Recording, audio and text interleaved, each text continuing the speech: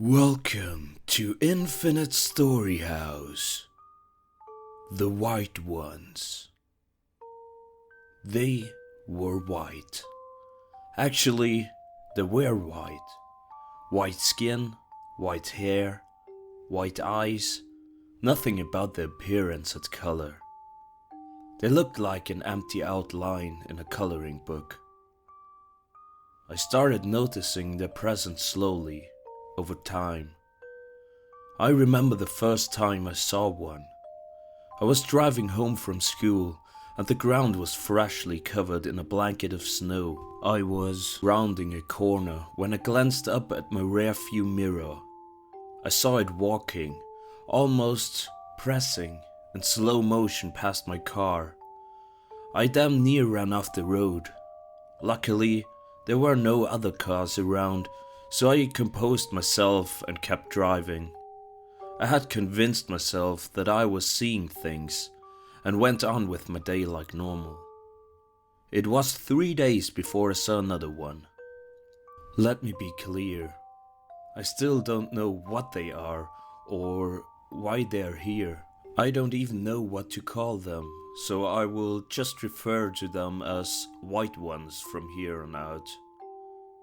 As I was saying, it was 3 days before I saw another. I was sitting in my bedroom doing homework and listening to music when I saw movement out of the corner of my eye. I glanced up. Everything looked normal. Still, something felt off, so I got up and walked over to my window. Standing in my yard, barely seeable against the snow, was a white woman. She stood in a white gown that fluttered in the breeze. Every single part of her, every indent and crevice was completely white. She stared blankly up at me. My heart immediately started to race and I lunged for my phone, prepared to dial the police. When I turned back, however, she was gone. I slept with the light on that night, and every night since. I told my mother about it, but she wouldn't have it. She insisted that it was all in my head. Again, I somehow managed to convince myself that it was my imagination and fell back into my usual routine. Everything was normal for about a week. The following weekend, my parents decided to take a day trip out of town, leaving me home by myself. I just watched TV, ate a lot of junk food, and took a nap. At about 3 in the afternoon, I decided to go get the mail. I put on my jacket and boots and stepped outside, where the freezing air instantly rushed over me, sending shivers down my spine. As I made my way to the mailbox, I noticed that it was oddly silent. No breeze, no traffic, no birds, no nothing. I walked slowly back up my driveway, mail in hand, listening for any source of noise. That's when I saw it. The same figure that I spotted outside my window a week ago was standing not 6 feet from me. I froze. She stared at me with her white eyes, standing completely still. It felt like a millennium before I stopped holding my breath. Finally, I opened my mouth. "What do you want?" I whispered, my voice shaking. She did nothing, remaining as still as a statue. I repeated myself, louder this time. "Who are you and what do you want?"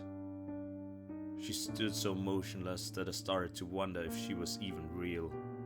I slowly reached out my hand to touch her arm when her hand latched around my wrist. Her grip was impossibly strong. I felt my bones cracking. I opened my mouth to beg her to let go, but before I could say anything, a gentle breeze brushed by.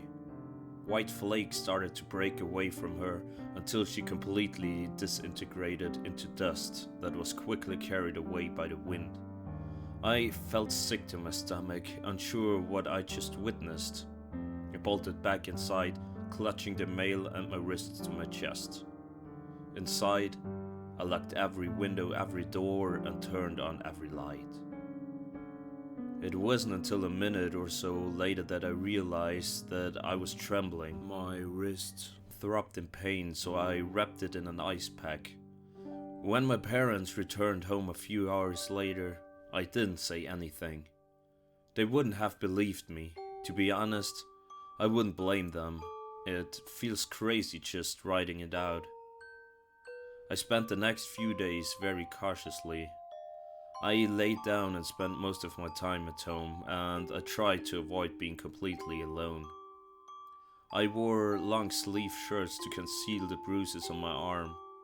They began to fade and I slowly unwound, getting more sleep and growing less tense until I completely let my guard down. About 2 weeks after the last sighting was the next one. Now, this is where it gets weird. It was a Saturday morning and I was walking out to my car. I felt a cold draft on the back of my neck. Since it's the winter, this normally wouldn't be odd, but the air around me was completely still. I turned around to find myself face to face with a white one. When I say face to face, I actually mean face to face. This was practically standing on my toes. I let out a scream and stumbled backwards, but it reached out and grabbed my wrist, just like the other one. Its hand clamped around my wrist and sharp pain started shooting through me. It was right then that I saw my hands begin to turn blue. My peripheral vision grew fuzzy, and I could feel myself falling. The last thing I remember before I blacked out was the sound of a loud bang. I woke up on a strange couch in a house that I didn't recognize. There were animal heads mounted on plaques covering the walls. They were all different sizes, scattered around the room.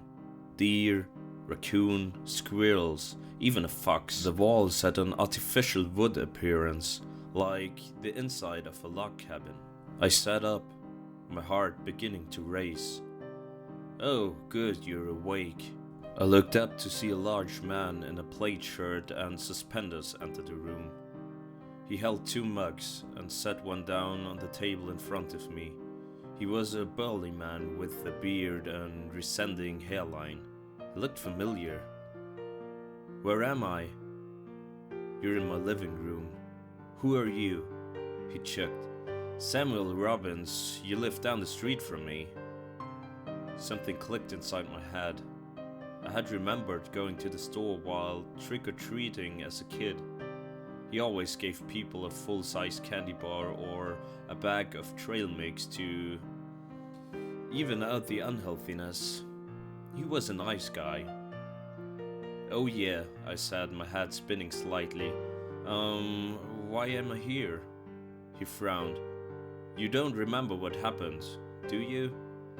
I shook my head and he gestured at my wrists. I looked down to see deep bruises in the shape of fingers. I felt my stomach drop. What was that thing?" I whispered. "I don't know, but I caught you just in time." "What happened?" "I heard your scream, so I ran outside with my shotgun. The thing was gripping you tight, and from a distance I could see your hand turning blue." The bang. "You shot it?" "Yes," he said. "With rock salt." "What?" "What was your first time seeing one of them?" he asked, avoiding my question. "No," I said, shifting my position. "I've seen a couple." He nodded slowly. "Well, you've probably figured out by now that they are not human." I paused for a moment before answering. "I had a suspicion. I've come across the things many times. It's impossible, but it's not. They are made of ice. So, the rock salt." "Salt melts ice," he said, sitting back in his chair. "How did you know it would work?" That wasn't the first time I'd killed. I've been seeing these for months now. I felt an ache in my wrists. Something occurred to me. When it grabbed me, my hands started turning blue. bright blue, almost crystalline, like anything that could happen to a person. Why did it? He looked down at his hands, his face falling. It was turning you into ice. It was turning you into one of them. My heart skipped a beat. How'd you know that? Because I've seen it happen before. I felt sick to my stomach. I believe so. I sat back, closing my eyes. Why? I whispered after a minute. He shook his head solemnly. I wish I knew the answer to that, but I don't. I just don't think this is going to end anytime soon. The sunlight peeked through the blinds and fell across me. I could feel the warmth on my hand. The warmth, the sun. What about when spring comes and summer? I asked. If they're somehow made of ice, wouldn't they melt? He sat up, his eyebrows furrowed. Well, I never thought of that. I guess it's possible. For the first time since I woke up, I felt a wave of relief wash over me. It will be over soon. You have to remember, he said, suddenly snapping me out of my happy face.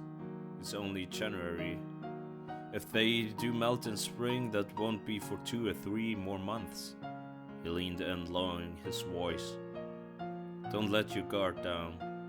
There's still plenty of time for them to get you, and if they turn you, you're gone. I gulped, nodding silently. He offered to take me home, and I agreed. There was no way I was walking down the street alone. It's mid-February now, and I still don't leave the house unless absolutely necessary. And I watch carefully out the window each time my parents go somewhere. Tucked underneath my bed is a shotgun with concentrated chunks of rock salt. I've been waiting patiently for summer to come. The days have gone agonizingly slowly, and I've grown to be somewhat of a recluse. I just can't risk it. There's one thing, however, that keeps me up at night. What if they never melt come summer? Will I be stuck in here forever? How long will it be before they get me? How long will it be before they get us all?